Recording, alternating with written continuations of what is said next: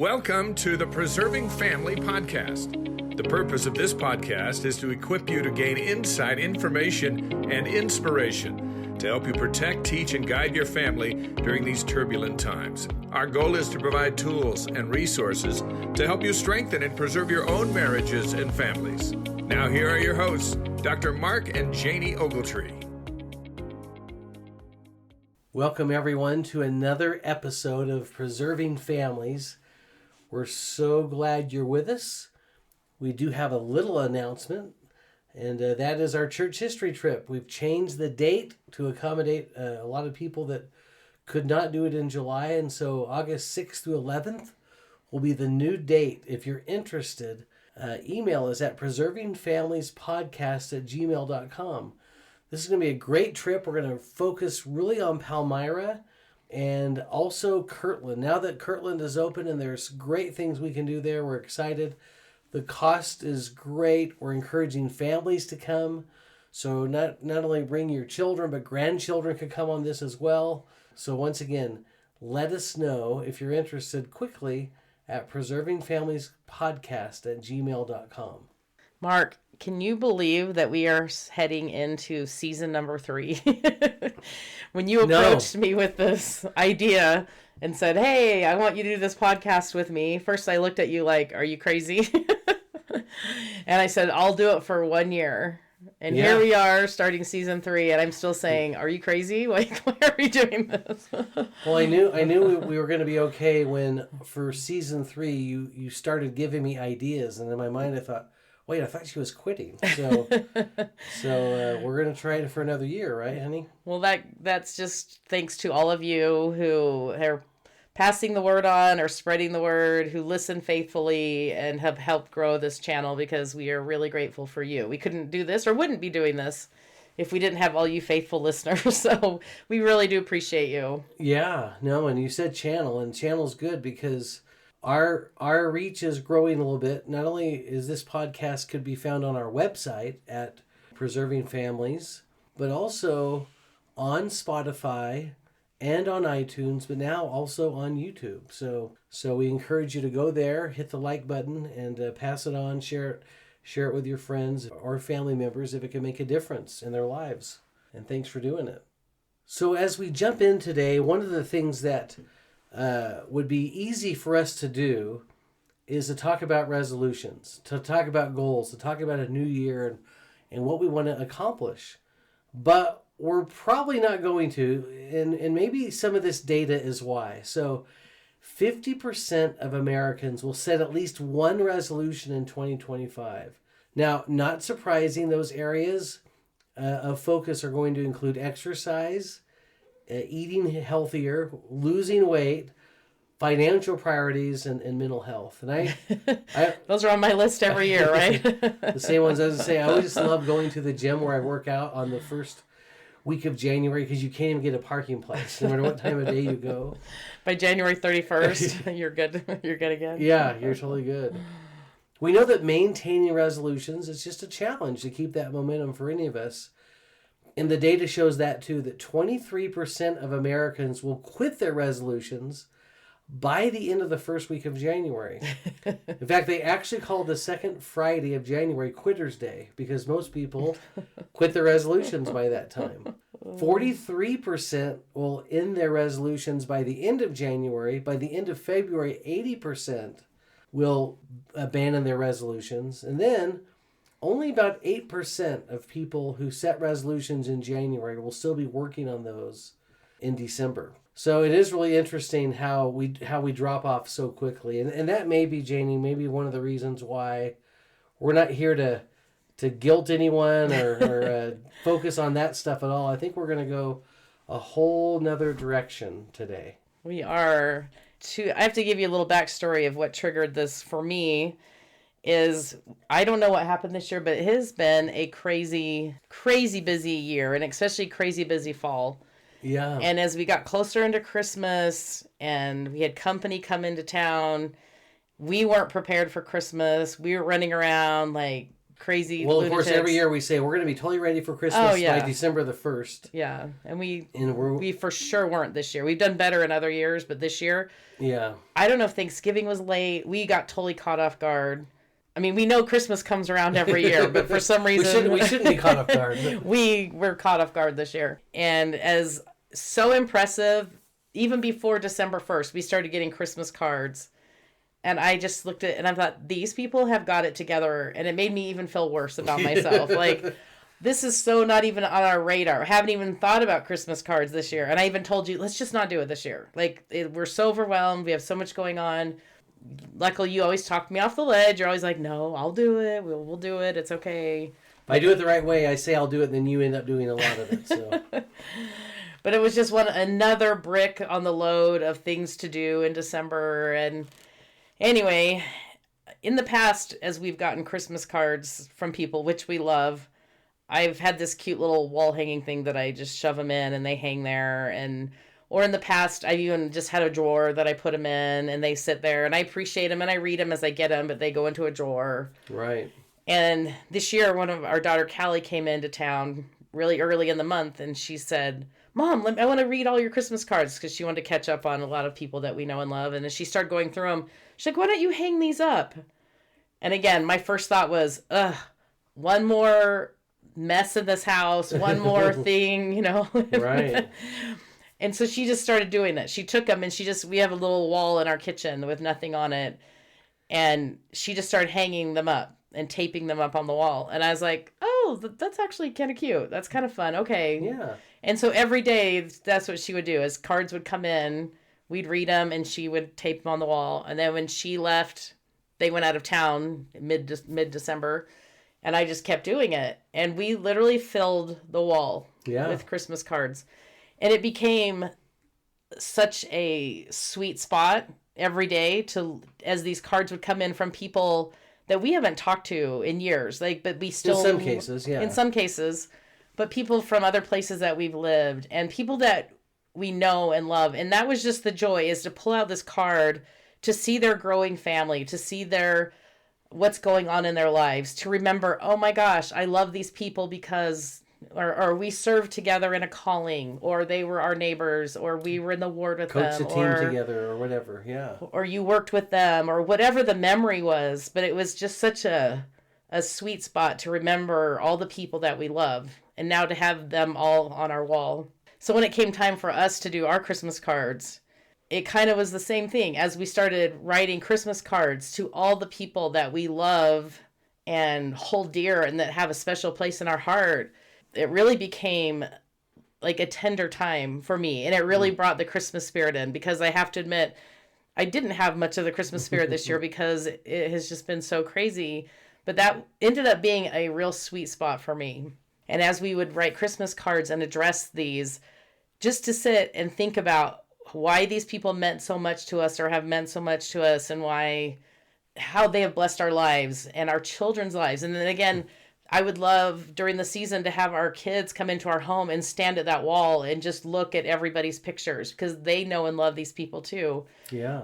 And to comment on them, are like, oh my gosh, look how big their family's gotten, or look how they've changed or how they haven't changed. Or again, it just became such a focus to me to see all these beautiful families all over our wall of people that we love and respect and hold dear, that it really came to me this really significant aha moment in my life about, again, why do we do this? As we talk about preserving families, to see all these beautiful families on the wall. It wasn't business cards, it wasn't companies, it was families, you know. And I think that's why we do what we do. That's what brings true joy and happiness in our life. Relationships, right? Is families, relationships, and friends, you know, as we keep in contact with people. Yeah, and I think, Janie, that's why maybe our focus today isn't going to be so much on goals and things that we can accomplish, but maybe since all of us probably have some kind of resolution that has to do with a relationship, it's connected to a relationship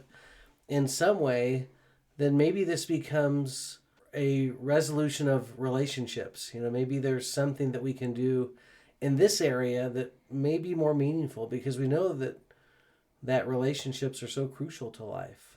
Mark, and as I thought about this, I thought of the two great commandments that we need to love God with our heart, our whole heart, might, mind, and soul. And second unto it is we need to love the people around us. We need to love others. We need to love everybody that we come in contact with. And I really started thinking that that needs to be at the top of our resolution list of our new year. If there's any goals or resolutions besides all the basics, lose weight, build up our savings account, travel, whatever goals that we might want to make this year, that I think people and relationships needs to be at the top of the list. And as I had this experience this Christmas, and it really cemented to me. And again, like I said, as I look at these cards with just these beautiful families, we need to especially start with our family, to preserve our families, to gather those the closest to us, and to love them no matter where they're at, to love them despite their flaws, despite if we have hard relationships in our families. We need to work on those this year. We need to gather in those. We need to build. If we don't have good relationships, we need to build those. If we do, we need to continue to do that. We need to strive to build relationships and bridges among other people in our families, and then extend out from there to our friends and neighbors and ward members and stake members. But I think, and I think Heavenly Father expects us to do that, to build those relationships, and people are what matter. Yeah. Amen. That's the whole core of our human existence, is our connection and relationship with others. So we know that relationships are important, but if we know they're important and if God knows they're important, then I would guess Satan probably knows that relationships are really important too. And so I think what he'll do is he'll get in the way of those relationships and find some way to muff up everything. And for sure, one of the ways that he does that today, I think, is with the great tool of distraction, or even busyness, we could say. And I think it's interesting, Janie, that even J. Golding Kimball, who was a member of the Quorum of the 70 in the 1930s, talked about in the 1930s how worried he was about how busy people were. And here's his quote from a general conference in 1934. He said that he saw people running hither and thither until we have little or no time to minister to the needy or the hungry or the naked or the disconsolate ones who are ever with us. And it would seem almost, he said, that materialism and selfishness and greed have driven out that Christ-like spirit among us.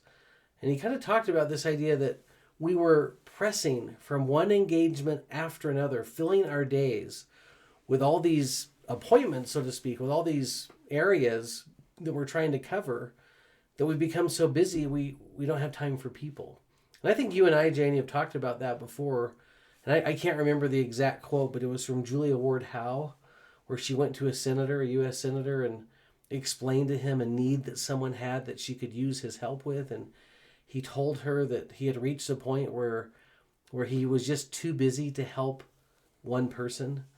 And she said, that's really interesting, because even God hasn't reached that stage yet, right? But sometimes we get so busy, right? It's too much. And here's President Uchtdorf, who has addressed this, where he said that isn't it true that we often get so busy, in fact, it's sad to say, we even wear our busyness as a badge of honor, although as if being busy by itself was an accomplishment or a sign of a superior life. And then he said this, he said, is it?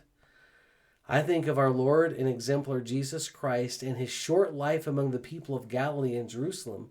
I've tried to imagine him bustling between meetings or multitasking to get a list of urgent things accomplished, but I just can't see it, he said. Instead, I see the compassionate and caring Son of God purposely living each day when he interacted with those around him. They felt important and loved.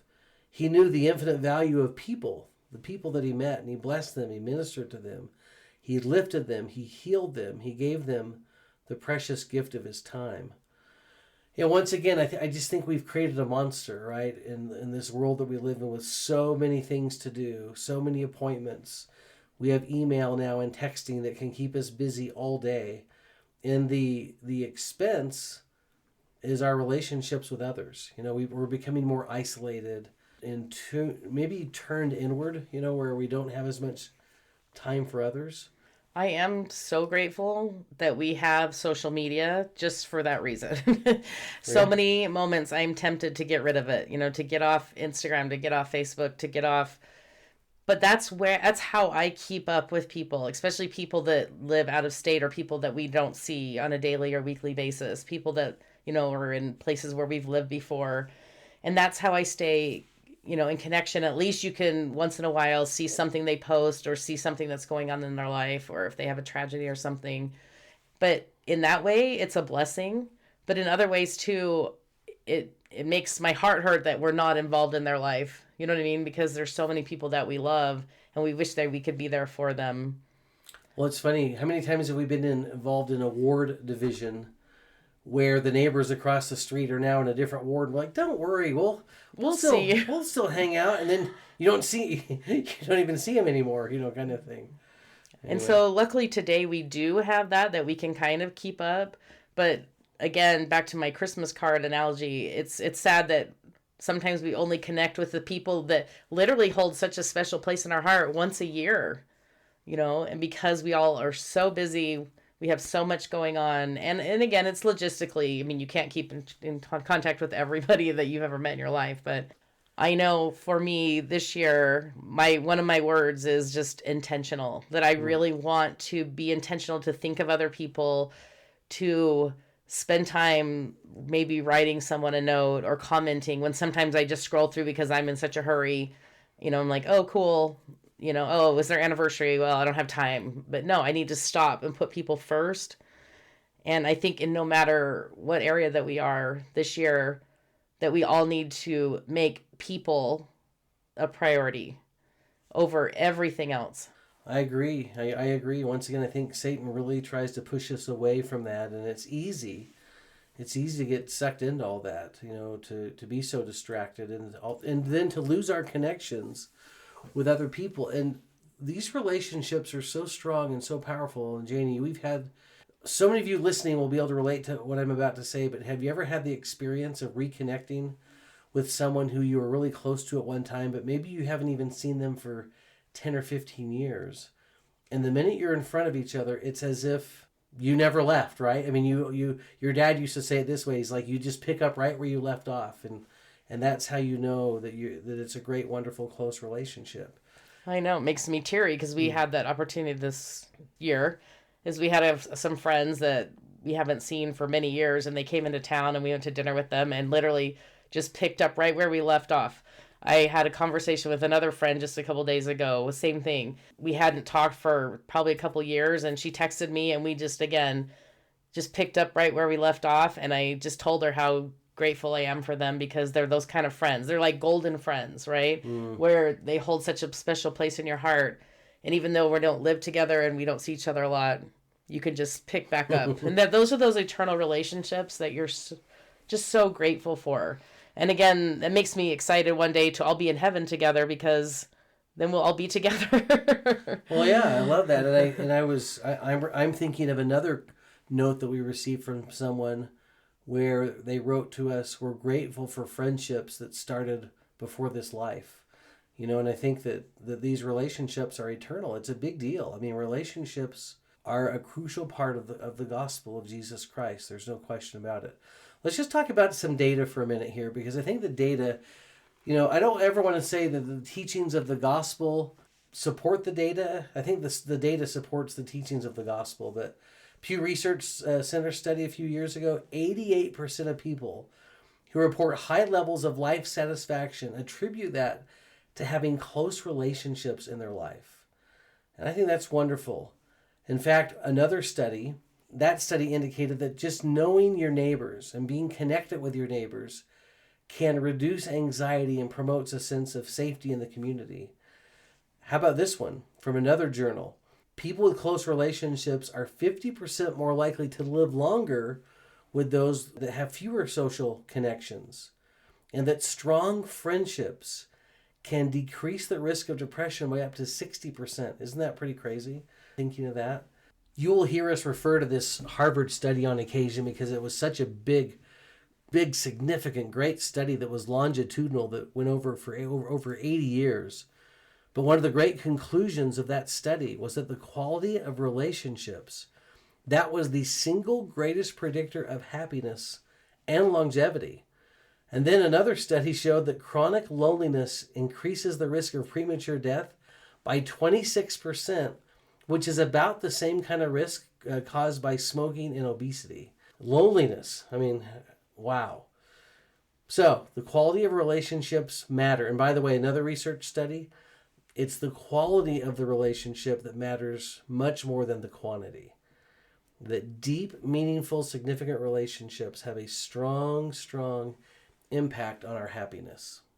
At least from a doctrinal or theological perspective, Janie, I would say that, relationships are definitely central to the plan of salvation. I mean, the plan of salvation is about relationships. And when we talk about in Genesis that it's not good for man to be alone, I think we often interpret that as a verse about marriage. But what if we said it's not good that mankind should be alone? It's not good that any of us would be alone. And so you've already talked about the two great commandments, not just loving God, but loving neighbors, loving friends, loving those around us is crucial. And one of the things that I think Joseph Smith does, we got to bring him into this discussion for a minute with the restoration, is Joseph talked a lot about relationships. In fact, in Doctrine and Covenants, section 130, verse 2, that same sociality which exists among us here will exist among us there. Only it will be coupled with eternal glory. But isn't that kind of a fascinating thought, that the relationships and the people that we know and that we're close to in this life, it'll be the same in the next life, those type of relationships. And Mark, I was just thinking too that I know we both have friends like that, or people in our life where we know that we knew them in the pre-earth life also, right? Because they're just instant friends. Like you just have this connection where you just get each other, right? Yeah. And that that you were meant to meet here. You were meant to be together in some type of relationship. Yeah, right? And that our souls are knit together, our hearts are knit together, and that you just love these people, and they're just your people. Yeah. And we both have people like that in our lives, and I mean, to begin with our families, but we have friends like that. So what a blessing then to get through this life and into the next life and have those eternal friendships that will never end. I love that. Well, back to Joseph Smith just for a second. This is just Terrell Givens and a great, great message that he gave on the life of Joseph Smith. It was a BYU talk he gave a few years ago called Lightning Out of Heaven, Joseph Smith and the Forging of Community, where he talked about Joseph's focus on relationships.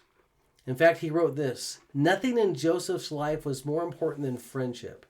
And when he revealed that verse that we just read about the sociality of the next life, he said that Joseph was affirming the fact that heaven is constructed out of a web of human relationships that extend in every direction. And that by the time Joseph's work was done, he had laid the groundwork for men to be sealed to their wives across the eternities, and for parents to be sealed to their children. And, then that goes on and on and on. But even for friends to be connected together in such a deep way, it reminds us of that great story where Willard Richards is in the Carthage jail with Joseph Smith. And Joseph asked Willard Richards if he would go into the cell with him. And Willard Richards answers back, "Brother Joseph, you did not ask me to cross the river with you. You did not ask me to come to Carthage. You did not ask me to come to jail with you. And you think I would forsake you now. But I will tell you what I will do. If you are condemned to be hung for treason, I will be hung in your stead, and you shall go free." And Joseph said, "You cannot." And Willard Richards said, "But I will." Now, Terrell Givens, telling that story, says, how does one explain the depths of this kind of love and loyalty? Joseph's friends loved him because they knew the extent of his love for them. And nothing in his life, as I said a minute ago, is more important than friendship. Now, we could talk about that talk all day, but often, Janie, I even think in church history of just how close those saints must have been who came across the plains together, who went through so many tragedies together, who also laughed and cried together and danced together and built cities together and communities together. There's just a great history in our theology, in our history, of powerful relationships. Well, I think we can both talk to that. We both served in different presidencies. or served with in callings where you literally become so close and have such memories. I mean, when you were listing those kind of things, I was thinking of just women I've served at girls camp with. Yeah. When you're in a thunderstorm and a mud storm and you know, the tents are blowing away and it's the hardest time, but we're laughing hysterically because it's so funny. You know what I mean? Those are memories that you never forget. And those are relationships that are built in the hard times and the good times, and you grow to love those people. And I mean, I think you could say the same thing through the bishoprics and presidencies that you've worked with and how you love those men that you work with. Yeah, I mean, totally. I mean, for me, it even goes back to the mission field, you know. And I remember leaving the mission field thinking, I wonder if something's wrong with me, because, yes, I'll miss the people that we taught and some of the people that we baptized, but really who I'm going to miss is the missionaries that I worked with and my mission president. I mean, those are the people that I was the closest to. But yes, in church callings, and especially, because you just spend so much time together and you do hard things together. You also do great things together that are fun. But the gospel has a way of just bonding us together as we work together and roll up our sleeves together and serve and build his kingdom. You know, Janie, part of, you know, what we see today is we see a lot of people that are isolated, but we also see people that just don't like people that much. You know, we see people that really don't want to interact with others or invest time to build relationships. And it just follows that prophecy that in the last days, the love of many would wax cold. And we see that before us, where there are people that just don't seem to care much about other people. And I feel sad for them in one sense, because I think they're missing out on kind of the whole purpose of why we're here, to build and strengthen relationships. I mean, if you really think about it, you know, and we've heard this, and if anyone out there can find this idea, because I know that it's probably true, but we just can't find any documentation on it, that when we die, there's not much that we take with us. But we're certainly going to take our testimonies and the things that we know and the knowledge that we've acquired. But the second thing we take with us certainly has to be the relationships that we've built in this life. It's going to be kind of lonely on the other side if you haven't invested any time, you know, to build relationships. And what I would say is, if you're one of those people that's really isolated yourself from others, or you've kind of found a way to just not like people that much, you probably really need to examine what's going on deep inside there, because something's not right. God actually created us to be relational beings, right? To be people that are connected with other people. Well, and on a base level, we're all brothers and sisters, right? Created from the same Heavenly Father. And part of his heavenly family, right? Right. And so that is family. But I mean, I think honestly, at the basest of levels, I think it's just selfishness. I think there's people that don't want to put themselves out. Maybe it's uncomfortable. Maybe they haven't learned how to do that. Maybe they haven't learned the skills to be a friend, or to have friends, or to even be Christ-like. But I think that selfishness calls for a little repentance. And I think we can all grow and change and reach out to others, no matter where we are. Maybe we're super social beings. Maybe we're not at all. But I think we can all, there's room for improvement, to love and look out and build relationships with those around us. To reach out. So let us say this, in case there's someone hearing this and cringing right now. Yes, social anxiety is real, right? There are types of challenges that people have that may make reaching out to others really difficult. But at least what those people could do, at least, is just be nice and kind to those who do reach out to you, you know? Even though it may be really hard for you to reach out to them. And I like what you said, that the quality is way more better than the quantity. We don't have to have tons of friends, but we could find a couple or two that we really trust, you know, and build on those relationships and I think family members. Yeah, I think that's great. And I would say this, Janie, that I think that there's great happiness that can be found and fulfillment, as the research kind of talked about, in having relationships with other people. No question about it. And once again, when we isolate ourselves or turn our backs to others, I've seen a lot of people in that situation, and they're not real happy people. I want to quote President Nelson, who just in his talk recently, Peacemakers Needed, he said, one of the easiest ways to identify a true follower of Jesus Christ is how compassionately that person treats other people. So if people hate other people or don't want to have anything to do with people, that's kind of we need to look at ourselves. Yeah, I think we need to examine ourselves. Right. Exactly.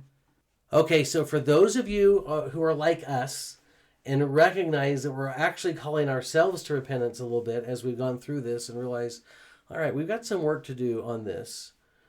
If you want to learn how to build some relationships, we just have a couple of ideas, and maybe one of these will stick and apply to you. Don't feel like you have to do all these, but maybe there's one.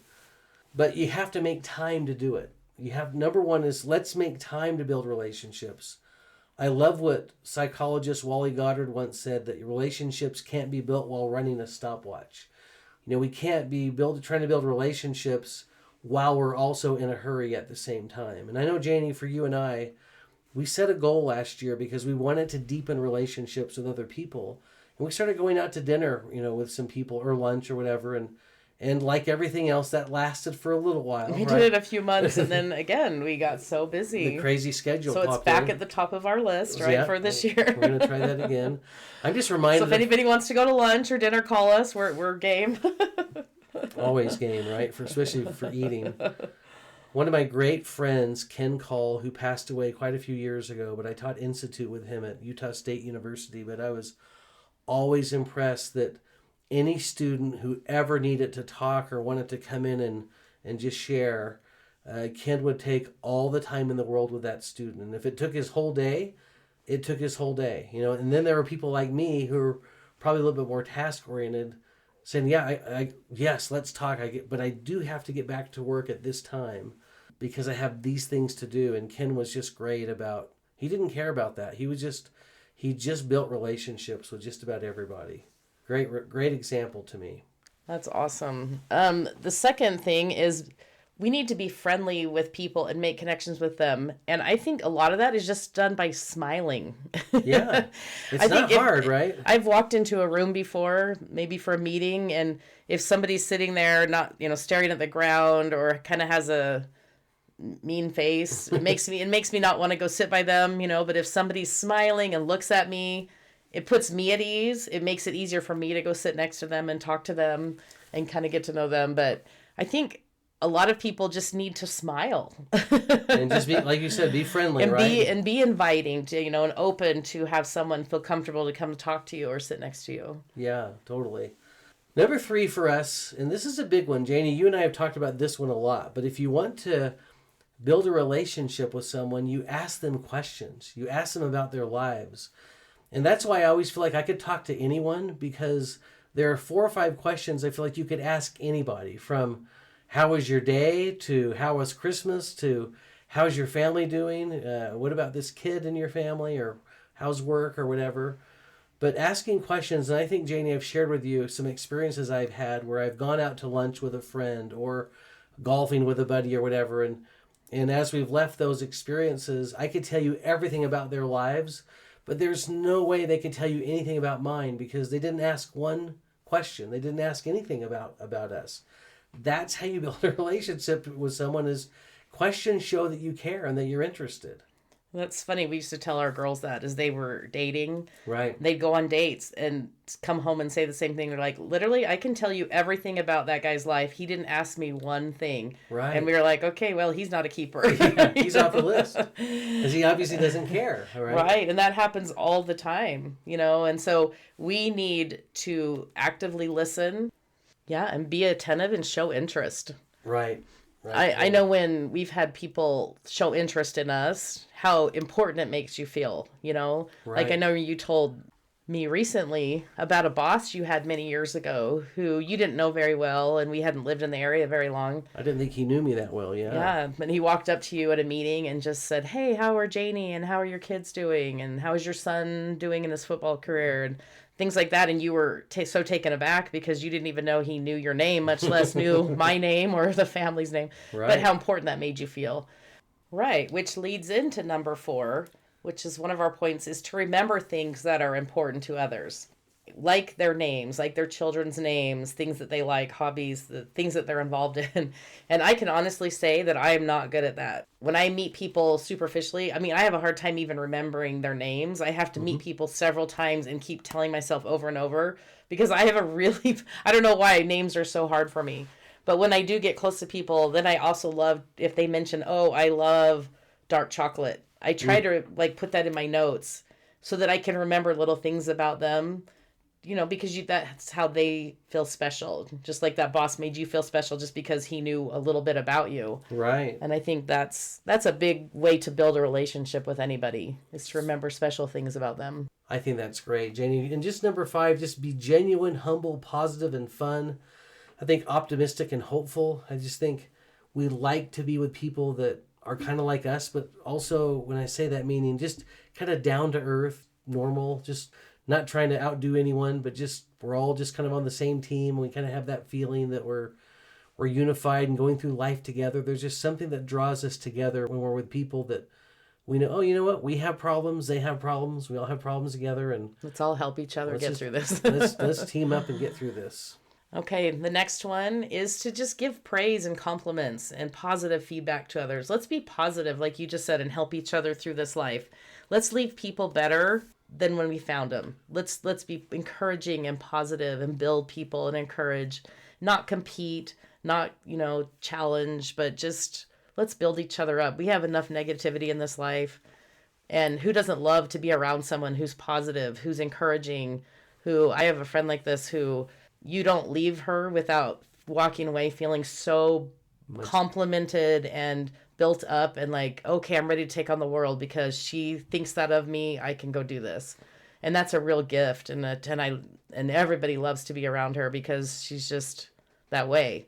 And I think we can do that for each other and help each other through the good times and bad times. I think even in our families, I mean, I don't want to, short sell this, but one of the greatest ways to build a relationship with anyone is to identify the positive things in their life, right? And to say those nice, kind things to them. I mean, that draws people together. No question about it. I think it was Sister Camilla Kimball who said, never suppress a generous thought. Yeah. And I always think that. If I think something about someone, sometimes I don't. I think it, but it doesn't come out of my mouth. And I'm always trying to challenge myself.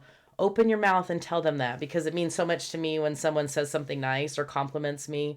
Mm-hmm. And so I try to verbalize those thoughts or things to people. And I do need to do a better job at that because I do think it a lot. It just doesn't always make it out of my mouth. Doesn't come out. That's right. Number 7 is we need to serve and help others and be constantly looking for ways that we can bless the lives of others. And to be a giver and not worry about receiving or, oh, well, they never help us, so why should we help them? That's the wrong kind of attitude. But as we were kind of talking about this point, we realized how many people have shown up on our doorstep to help us in times of crisis or help us when we had a flat tire on our car or had an illness or a crisis, and how many people came out of the woodwork to bless our lives. Right. I'll never forget a time when we had our baby twins and you had to go out of town for a week, and I had a 4-year-old, a 3-year-old, an 18-month-old, and 2 twins, and I hadn't slept for like 3 days. Yeah. And I mean, to the point, like I couldn't function. I was kind of at that point. And lo and behold, our Relief Society president showed up at our front door and said, hey, I want to come take your twins for tonight. She didn't even know that you were out of town. Yeah. She had her daughter with her and said, we want to take the twins so that you can have a good night's rest. They were probably maybe 3 or 4 weeks old at this point. And I literally just started sobbing because I was so exhausted and it was such a blessing. But I also felt guilty, but she came in and she just packed them up, got the diaper bags, got bottles and took them away. She said, you're going to sleep? She said, you go to bed and I'll bring them back and they'll be very well loved. And so I called my parents feeling so bad that I had handed off my babies.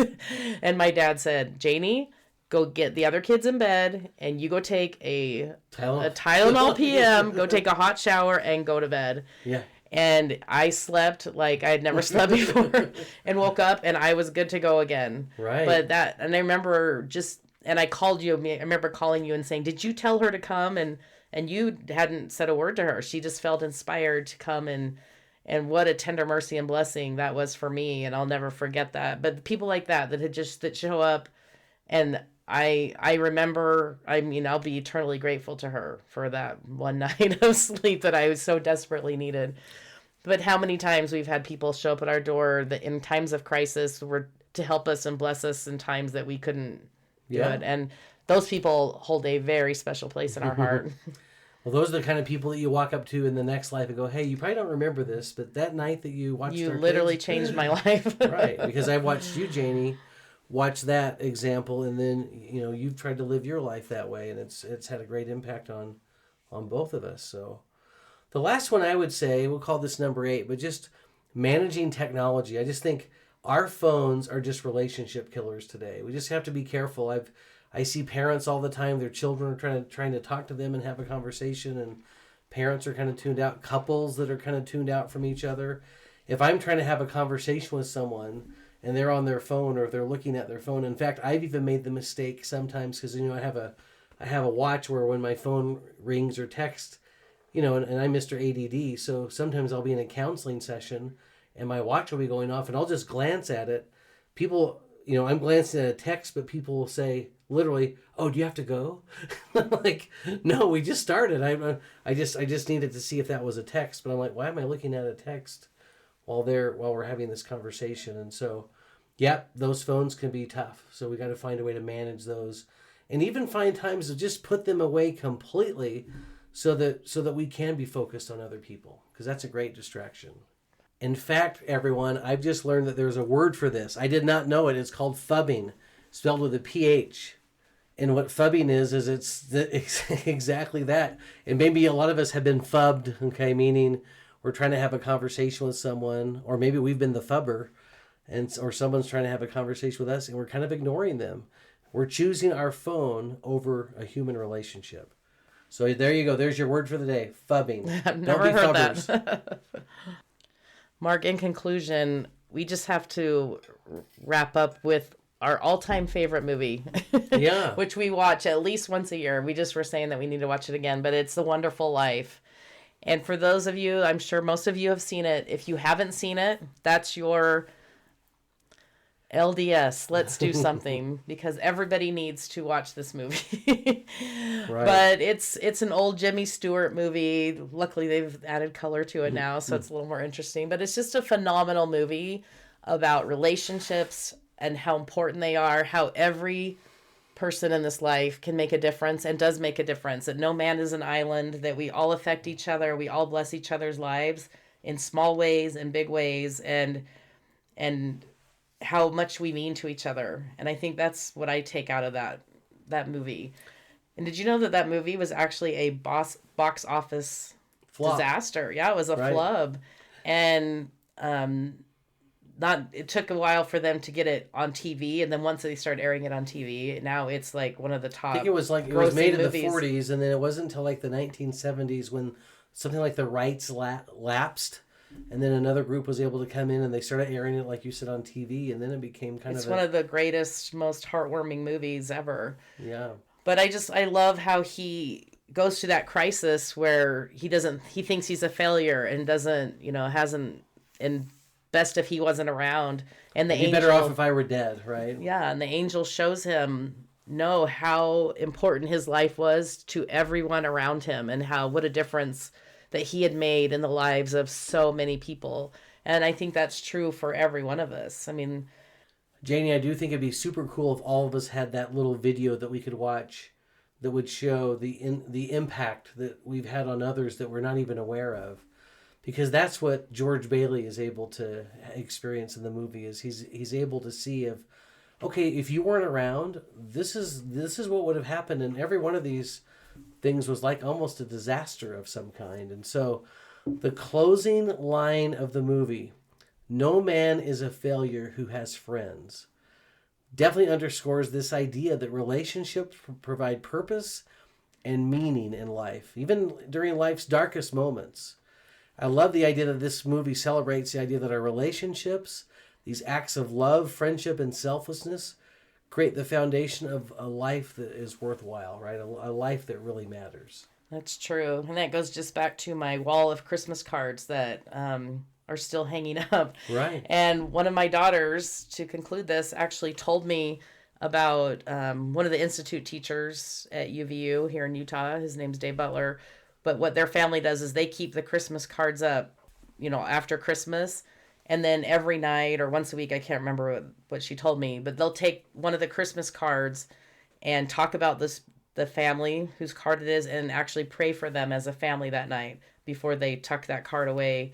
And I really, really want to do that with you. And at least, because again, it's just so many memories, so many beloved people on our wall right now that every time I pass the wall, I can't stop and without looking at, at the beautiful families and people that mean so much to us on the wall. Maybe, Janie, that's another LDS, right? Of let's do something. There's another invitation for those who are listening. Well, I know that I speak for both of us in saying that we are so grateful for the wonderful, incredible people in our lives, in our own family, but also our friends that have had such an impact. And kind of like It's a Wonderful Life, they probably don't even realize how much they've impacted us, but they have, and it's been significant, and it's made our lives better and happier. And now we hope we can pass that down to others. So everyone, thank you so much for listening. Our focus today was on relationships, and maybe there's a resolution this year that we can make that has to do with a relationship with someone else that we want to try to improve or make better. We hope you have a wonderful weekend. We look forward to being with you next time.